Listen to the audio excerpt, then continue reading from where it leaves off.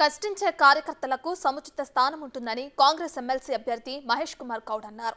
తప్పనిసరిగా అందరికీ అవకాశాలు దక్కుతాయని చెప్పారు. కౌన్సిల్ ద్వారా ప్రజా సమస్యల్ని బలంగా వినిపిస్తామంటున్న మహేష్ కుమార్ గౌడ్తో మా ప్రతినిధి రానా ఫేస్ టు ఫేస్.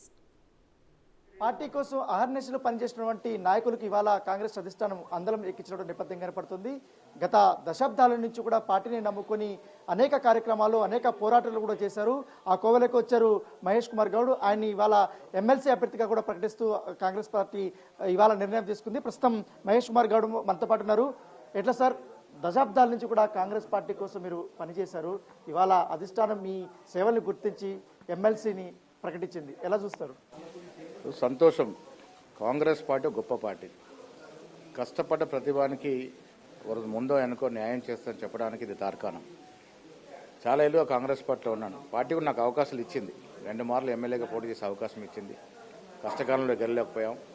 మొన్న కూడా ఎమ్మెల్యే సీట్ రావాల్సి ఉండి కొన్ని అనివార్య కారణాల వల్ల మైనార్టీ కొరకు నేను సీట్ వదులుకోవడం జరిగింది. ఆ వదులుకున్న ధర్మిలా ఆర్ఎన్ఎస్లో ఉన్నాం, ఎన్నేళ్ళు కష్టపడుతున్నాం కాబట్టి న్యాయం చేయాలనే దృక్పథంతో ఇవాళ ఎమ్మెల్సీగా నాకు అవకాశం ఇచ్చింది. సో పార్టీ పెద్దలందరికీ ధన్యవాదాలు చెప్తా ఉన్నాను. కాంగ్రెస్ పార్టీలో ఉండి కష్టపడితే ఏదో ఒక రోజు న్యాయం జరుగుతుందని చెప్పడానికి మాకు ఇవాళ వచ్చినటువంటి అవకాశం ఇది.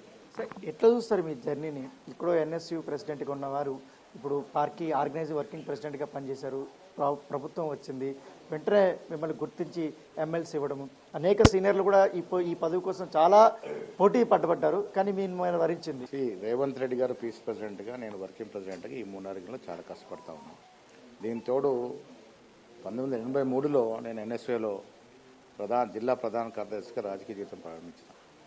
జిల్లా ఎన్ఎస్యూ అధ్యక్షుడిగా, రాష్ట్ర ఎన్ఎస్యూ అధ్యక్షుడిగా, అఖిల భారత యువజన కాంగ్రెస్లో, పీస్లో వివిధ పదవులు, తర్వాత ఒకసారి వీరవజన్ కార్ప్ చైర్మన్గా ఎప్పుడు కూడా పార్టీని అంటిపెట్టుకొని పార్టీ ఇచ్చిన ప్రతి కార్యక్రమాన్ని చిత్తశుద్ధితో పనిచేస్తూ వచ్చినాం. సో అందుకోసం ఇవాళ పార్టీ పెద్దలు మమ్మల్ని గుర్తించినారు.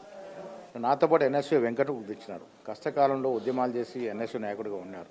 సో ఇరువురిని కూడా మమ్మల్ని గుర్తించి వాళ్ళ ఎమ్మెల్సీ అవకాశం ఇచ్చినారు. అద్దంకి దయాకర్ కూడా వారి సేవలను డెఫినెట్గా త్వరలో గుర్తిస్తారు. వారికి కూడా మంచి అవకాశం ఇస్తారు. సో కాంగ్రెస్లో ఒకరోజు ముందు వెనక కష్టపడ్డ అందరూ కూడా అవకాశాలు వచ్చేటువంటి అవకాశం కాంగ్రెస్ పార్టీలో ఉంటుంది. ఆ గొప్పతనం కాంగ్రెస్ పార్టీలో ఉంటుంది. అందుకోసం ఇవాళ కాంగ్రెస్ పార్టీలో ఉన్నటువంటి బ్రాడ్నెస్, కాంగ్రెస్ పార్టీలో ఉన్నటువంటి అదేంటి మనకున్నటువంటి స్వేచ్ఛ, చెప్పుకునే స్వేచ్ఛ కానీ, అడిగే స్వేచ్ఛ కానీ, అవసరమైన నిలదీసే స్వేచ్ఛ కానీ కాంగ్రెస్ పార్టీలో ఉంది, ఇంకే ఇతర పార్టీలో లేదు. సో అలాంటి అవకాశం మేము ఇందులో కాంగ్రెస్ పార్టీలో ఉన్నాం, కష్టపడి పనిచేస్తూ ఉన్నాం. ఇలా ప్రభుత్వం వచ్చింది. ప్రభుత్వం వచ్చిన మొదటి అవకాశాన్ని మాకు ఇచ్చినారు. చాలా సంతోషంగా ఉంది. ఈ అవకాశాన్ని సద్వినియోగం చేసుకొని కౌన్సిల్ ద్వారా ప్రజా సమస్యల్ని ప్రతిబింబించేందుకు ప్రయత్నం చేస్తాం. ప్రభుత్వం మాదుంది. మేము ఇచ్చినట్టు 6 గ్యారెంటీలతో పాటు ఇతరత్ర విషయాల్లో ప్రజలు ఏరు కోరుకుంటున్నారో ఆ కోరిక మేరకు ప్రభుత్వం నడిపే విధంగా పెద్దలకి సహకరిస్తూ ముందుకు పోతాం. ఇవాళ మీకు ఎమ్మెల్సీ ప్రకటించడము ఎట్లా ఇవాళ మంచి దినం అనుకోవచ్చా మీకు కానీ, పార్టీకి కానీ, ప్రభుత్వానికి కానీ? డెఫినెట్గా మంచి దినం. దావోస్లో ఇప్పుడు టెంపరేచర్ -15 degrees ఉంది. అంత చలిలో వారు పెద్దలంతా కలుస్తూ దాదాపు 30,000 కోట్ల రూపాయలు రాష్ట్రానికి తీసుకొచ్చినంటే గొప్ప విషయం అది. కాంగ్రెస్ పార్టీ మొదటి నుంచి కూడా చెప్తా ఉంది, రేవంత్ రెడ్డి గారు కానీ, బట్టి గారు కానీ, మేము చెప్తున్నాం, కాంగ్రెస్ పార్టీ ప్రజల పార్టీ. కాంగ్రెస్ పార్టీ ఆధ్వర్యంలో అధికారంలోకి వచ్చినటువంటి ప్రభుత్వం ప్రజల ప్రభుత్వం. ప్రజల ఆకాంక్షల మేరకు, ప్రజల కోరిక మేరకు నడుస్తుంది. ఆ దశగా మీరు చూసారు 45 రోజుల పాలనలో ఆ దశగా అడుగులు పడ్డాయి. డెఫినెట్గా వచ్చే 5 ఏళ్ళు కూడా అదేవిధంగా పాలన జరుగుతుంది. ఆ మరుసటి 5 ఏళ్ళు కూడా మేము అధికారులకు వస్తాం. సో దశాబ్దాల నుంచి కూడా కాంగ్రెస్ పార్టీ కోసం పనిచేసినటువంటి తమలాంటి ఎంతో మంది నేతలు కూడా రాబోయే రోజులు కూడా కాంగ్రెస్ పార్టీ గుర్తుపెట్టుకుని మరి పదవులు ఇస్తుంది. వాళ్ళందరినీ కూడా విస్మరించదు. పైగా ఏదైతే ముఖ్యమంత్రి పైన బీఆర్ఎస్ చేసినటువంటి సోషల్ మీడియా వేదికగా చేసినటువంటి విమర్శలు కూడా మహేష్ కుమార్ గౌడ్ కొట్టిపారేసిన నేపథ్యం కనపడుతుంది. భాష కాదు, భావ్యం తెలుసుకోవాలి. ముఖ్యంగా రాష్ట్రానికి ఎంతవరకు కూడా మేలు జరుగుతుందో దానిపైన దృష్టి పెట్టాలి. కానీ ఈ రకమైనటువంటి దిగజారుడు విమర్శలు చేయడం అంటే కూడా మహేష్ కుమార్ గౌడ్ చెప్తున్న నేపథ్యం కనపడుతుంది.